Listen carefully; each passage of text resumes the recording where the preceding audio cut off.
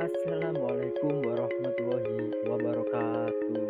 Perkenalkan teman-teman, kami dari kelompok 9 yang beranggotakan yang pertama yaitu ada Adi Prasetyo dan yang kedua ada saya Muhammad Zidni Nurranala. Pada kesempatan kali ini saya akan membahas mengenai sebuah materi pada pendidikan kewarganegaraan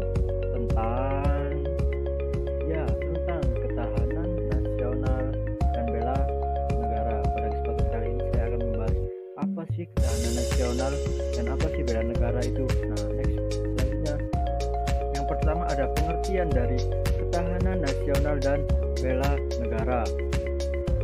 Untuk pengertian ketahanan nasional menurut R.M. Sunardi, ketahanan nasional adalah kondisi dinamis suatu bangsa meliputi seluruh aspek kehidupan nasional yang terintegrasi, berisi keuletan dan ketangguhan yang mengandung kemampuan mengembangkan kekuatan nasional dalam menghadapi dan mengatasi masalah. Untuk bela negara sendiri, segala upaya untuk mempertahankan negara kesatuan Republik Indonesia dengan cara meningkatkan kesadaran berbangsa serta bernegara, menanamkan kecintaan terhadap tanah air, serta berperan aktif dalam memajukan suatu bangsa dan negara, termasuk dalam penanggulangan ancaman. Sebenarnya sejarah pada tahun 1960 saat itu pengaruh komunis merambat sampai kawasan Indochina sehingga satu persatu negara menjadi komunis Indonesia dapat mengatasi. Jawabannya karena bangsa Indonesia memiliki ketahanan nasional khusus pada aspek ideologi dan pemikiran tersebut muncul perlunya ketahanan sebuah bangsa.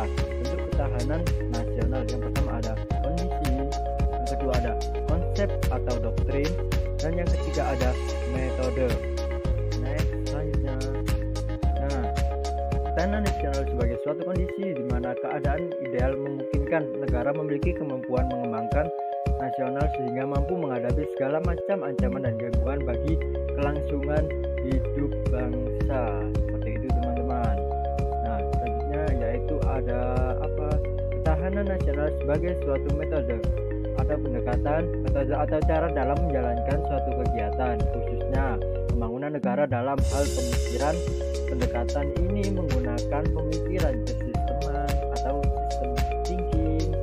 Selanjutnya yaitu suatu konsep dapat dipahami dengan menggunakan ajaran Astagatra bahwa kehidupan nasional dipengaruhi dua aspek, yaitu ilmiah dan aspek sosial yang berjumlah 5, dan mana Trigatra dan Pancagatra digabung menjadi Astagatra yang berarti 8 aspek atau unsur.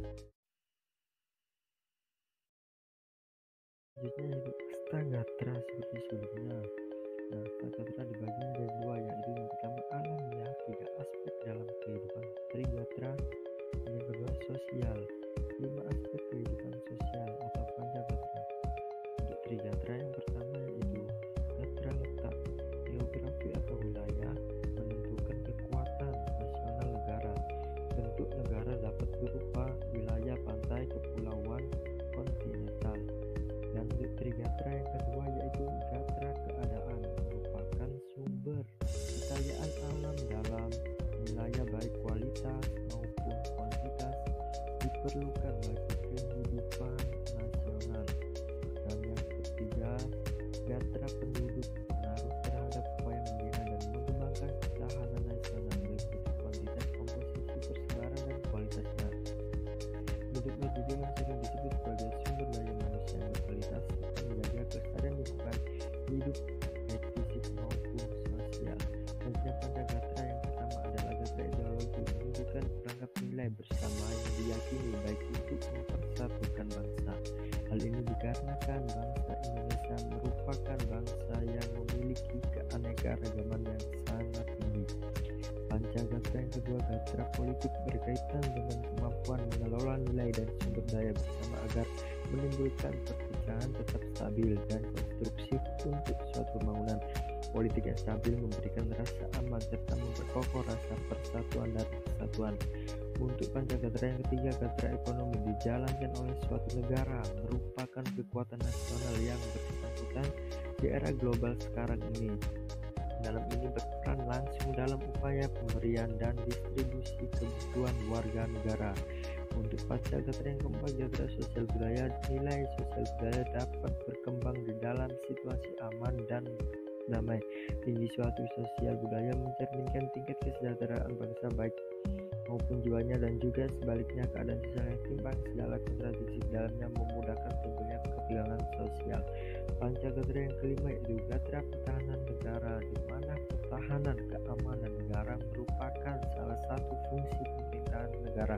Negara dapat melibatkan rakyatnya dalam upaya pertahanan negara sebagai bentuk dari hak dan kewajiban warga negara dalam membela suatu negara.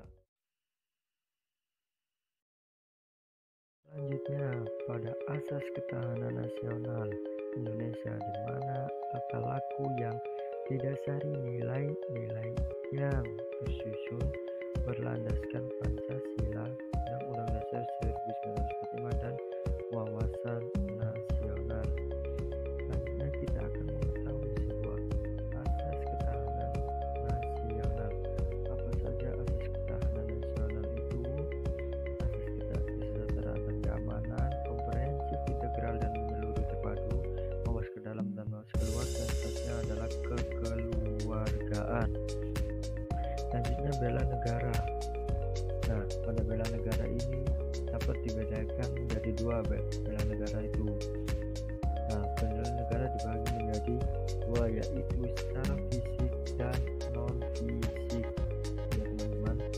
Selanjutnya untuk bela negara secara fisik, di mana keikutsertaan warga negara dalam bela negara secara fisik dilakukan dengan menjadi anggota Tentara Nasional Indonesia dan pelatihan dasar kemiliteran, di mana pelatihan dasar kemiliteran diselenggarakan dengan program rakyat terlatih atau disebut RATI. Secara non fisik mengikuti pendidikan kewarganegaraan melalui jalur formal dan non formal, melaksanakan kehidupan berdemokrasi, menghargai perbedaan, pengabdian yang tulus terhadap lingkungan, memelihara dan melestarikan, berkarya nyata untuk kemanusiaan, menghidupkan bangsa dan berperan aktif dalam melindungi bangsa. Selanjutnya, esensi dan urgensi negara. Terdapat hubungan antara ketahanan nasional dengan pembelaan negara atau bela negara. Merupakan perwujudan warga negara dalam upaya mempertahankan dan meningkatkan pertahanan nasional bangsa Indonesia, keikutsertaan warga negara dalam menghadapi dan menanggulangi ancaman pertahanan dalam upaya penahanan. Selanjutnya, yaitu saya ucapkan banyak-banyak terima kasih kepada teman-teman yang sudah menonton. Semoga apa yang saya sampaikan dapat bermanfaat, dan maaf apabila ada kesempatan. Sekian, wassalamualaikum warahmatullahi wabarakatuh.